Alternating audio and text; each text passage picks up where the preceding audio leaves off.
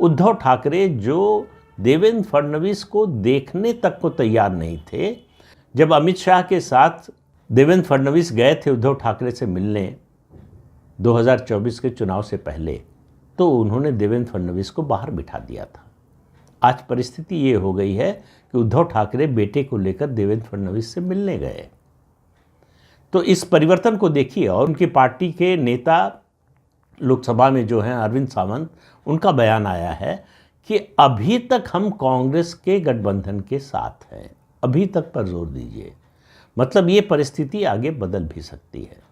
शरद पवार जिन्होंने इतना कुछ बोला प्रधानमंत्री नरेंद्र मोदी के खिलाफ, भाजपा के खिलाफ, और नतीजा आने के बाद भी कोशिश में लगे रहे कि सरकार बन सकती है, नीतीश कुमार को तोड़ लिया जाए, चंद्रबाबू नायडू को तोड़ लिया जाए। वो जो है अनार के किसानों के साथ अनार लेकर प्रधानमंत्री से मिलने जाते हैं। हालांकि शरद पवार के बारे में तो मेरा हमेशा मानना है कि वो पॉलिटिशियन है नहीं, वो व्यापारी हैं। जिधर उनका सौदा पड़ता है उधर वो रहते हैं। तो इसलिए उनके बारे में आप कोई भविष्यवाणी नहीं कर सकते कि वो किधर रहेंगे, लेकिन एक भविष्यवाणी कर सकते हैं कि जिधर सत्ता होगी उधर उनके होने की संभावना ज़्यादा रहेगी। वो सत्ता से बहुत ज़्यादा दूर नहीं रह सकते। अगर सत्ता में नहीं हैं तो सत्ता के पास रहने की कोशिश करते हैं। तो राज्य में तो 5 साल सत्ता में आने का कोई सवाल नहीं है, और उसके बाद वो राजनीति में सक्रिय रहेंगे कि नहीं, इस पर भी सवाल है। तो ये 5 साल हैं जब वो केंद्र की सत्ता के नज़दीक रहने का उनके पास अवसर है। तो वो क्या करेंगे? उनकी प्राथमिकता महाराष्ट्र नहीं है, उनकी प्राथमिकता देश की सरकार नहीं है, उनकी प्राथमिकता किसी राष्ट्रीय या सामाजिक बदलाव की नहीं है। उनकी प्राथमिकता अपनी बेटी का राजनीतिक करियर है, उसको कैसे स्थापित किया जाए।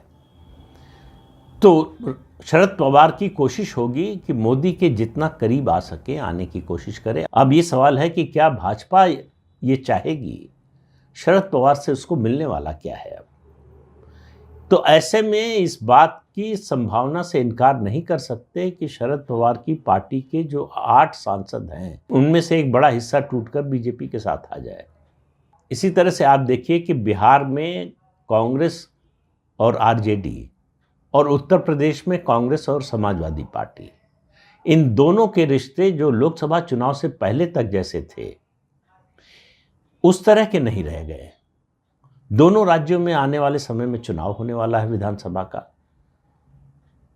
बिहार में 2025 में होगा और उत्तर प्रदेश में 2027 में होगा। और ये दोनों विधानसभा चुनाव इन दोनों क्षेत्रीय दलों का राजनीतिक भविष्य तय करेंगे।